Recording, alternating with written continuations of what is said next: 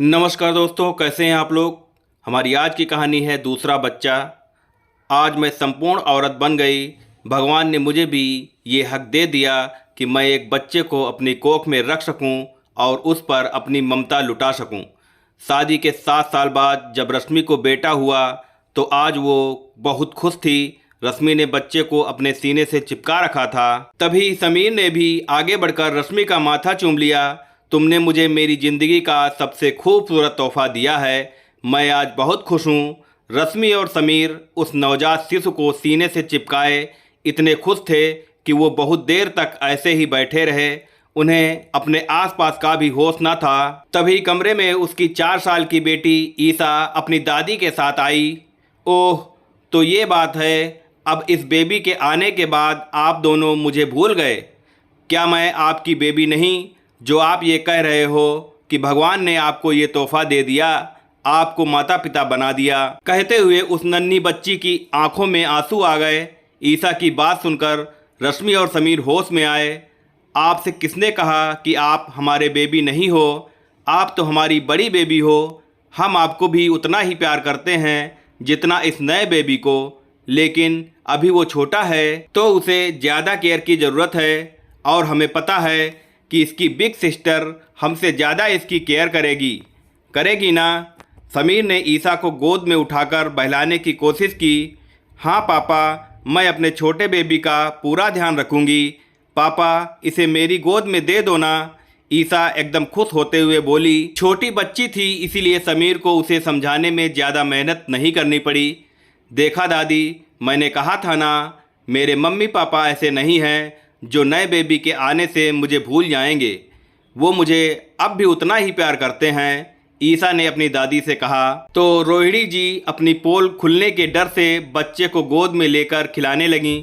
रश्मि ने समीर की तरफ देखा। उसे बहुत तेज गुस्सा आया ये सब सुनकर, लेकिन वो चाहती थी कि समीर अपनी माँ को जवाब दें। रश्मि का दिमाग उलझ कर रह गया। कितनी गंदी मानसिकता है सासू माँ की। एक मासूम सी बच्ची को उसके माता पिता के खिलाफ भड़का रही हैं। काश उसके अंदर कोई सुपर पावर आ जाती और वो अपनी बच्ची को इस तरह की मानसिकता से बहुत दूर ले जाती। माँ, ये सब क्या है? आप इस मासूम को क्या सिखा रही हैं? समीर बोला। ठीक ही तो कह रही हूँ। अब इस घर का वारिस आ गया है तो इस लड़की के नखरे क्यों देखने। छोड़ आओ इस अनाथ को वहीं जहाँ से इसे 4 साल पहले लाए थे, रोहिणी जी बेशर्मी से बोली। रश्मि ने समीर को इशारे में कहा कि वो ईसा को बाहर ले जाए। दादी की बात सुनकर ईसा रोने लगी थी। चलो ईसा, नए बच्चे के आने की खुशी में हम मिठाई लेने चलते हैं। और ईसा क्या खाएगी? चॉकलेट। समीर ईसा को गोद में लेकर उसे गुदगुदी करने लगा। दोनों हंसते हुए बाहर आ गए।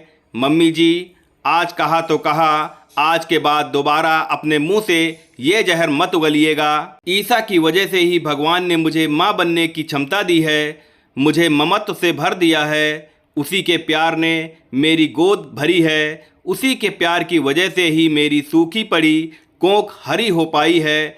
अब अगर मेरी गोद में हमारा बच्चा आ गया है तो मैं इतनी एहसान फरामोश नहीं कि उस मासूम से मुंह मोड़ लूँ। मेरी पहली संतान हमेशा ईसा ही रहेगी। हमेशा उसे इस घर की बड़ी बेटी का ही सम्मान मिलेगा।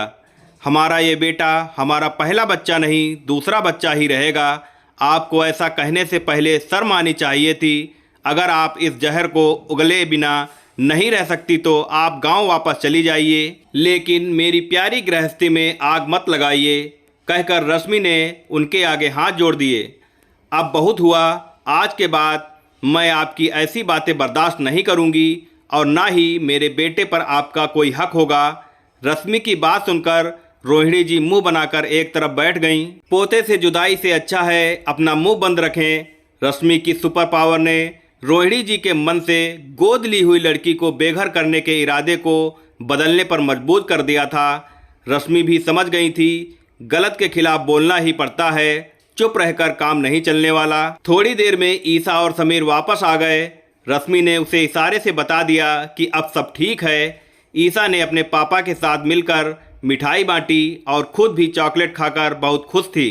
थोड़ी देर बाद पापा से बच्चे को गोद में लेकर खिलाने लगी। रश्मि और समीर उसे खुश देखकर बहुत खुश थे। धन्यवाद।